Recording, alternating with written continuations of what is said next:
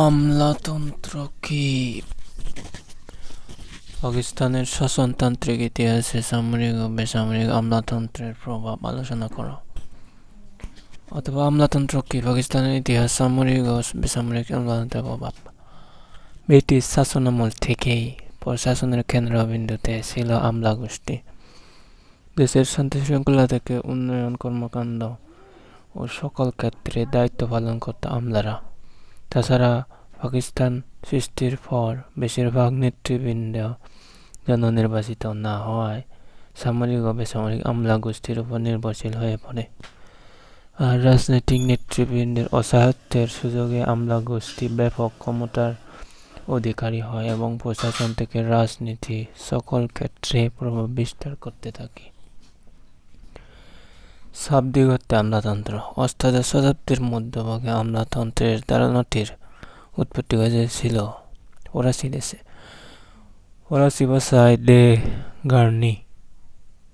Day গুর্নে শব্দটি প্রথম ব্যবহার করেন ফরাসি বুরু।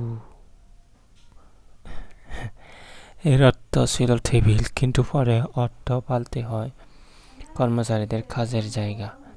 এর সাথে গ্রিক প্রত্যয় ক্রেতিন যুক্ত হয়েছে, যার অর্থ শাসন। অতএব ব্যুরোক্রেসি বা আমলাতন্ত্রের ব্যুৎপত্তিগত অর্থ দ্বারা কর্মচারীদের শাসন। আমলাতন্ত্রের সংজ্ঞা 1798 সালে প্রকাশিত ফরাসি একাডেমির আমলাতন্ত্রের সংজ্ঞা ছিল সরকারি অফিসের বিভাগীয় প্রধানদের এবং কর্মচারীদের ক্ষমতা ও প্রভাব, power and influence of the heads and staff of governmental bureaus, quoted by Martin Albro। আমলাতন্ত্রকে বিভিন্ন দার্শনিক বিভিন্নভাবে সংজ্ঞায়িত করেছে।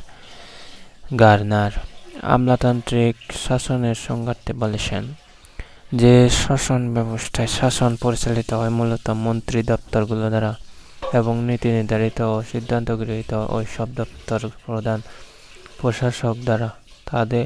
তাকে আমলাতান্ত্রিক শাসন ব্যবস্থা বলে।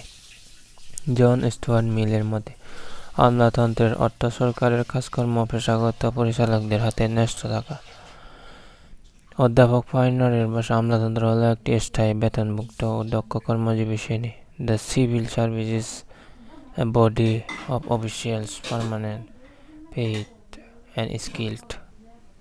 মার্ক্সবাদী লেখকদের মতে আমলাতন্ত্র বলতে বোঝায় সরকারি কর্মচারীদের শাসনাধিপত্য, অফিসিয়ালদম। গণতান্ত্রিক ব্যবস্থায় এই আমলাদের মাধ্যমে বুর্জোয়া শ্রেণী তাদের স্বার্থ সাধন করে জনসাধারণের উপর আধিপত্য বিস্তার করে। সামরিক আমলাতন্ত্রের প্রভাব। সামরিক শাসনামলে প্রদেশের বিভিন্ন বিচারিক কার্যক্রমে সামরিক আমলারা প্রভাব বিস্তার করে থাকে। বিভিন্ন জেলায় প্রথম শ্রেণীর ম্যাজিস্ট্রেটদের সরাসরি বিচারের জন্য সামরিক আদালত গঠনের ক্ষমতা অর্পণ করা হয়।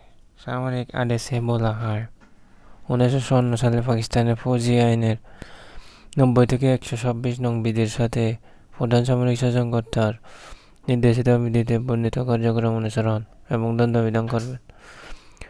প্রতি মামলার বিচার কাজ শেষ হওয়ার পর আদালতের দণ্ডাদেশ কার্যকরী হবে। এছাড়াও মামলার বিবরণী সামরিক শাসনকর্তার নিকট পর্যালোচনা ও স্বাক্ষরের জন্য প্রেরণ করতে বলা হয়। এভাবে বিচারকে কার্যক্রমে সামরিক ও আমলাতন্ত্ররা প্রভাব বিস্তার করত। প্রশাসনে স্বাভাবিক প্রভাব বিস্তার। সামরিক আমলারা বেসামরিক কর্মকর্তাদের, বিশেষ করে সিএসপি অফিসারদের ভালো চোখে দেখত না।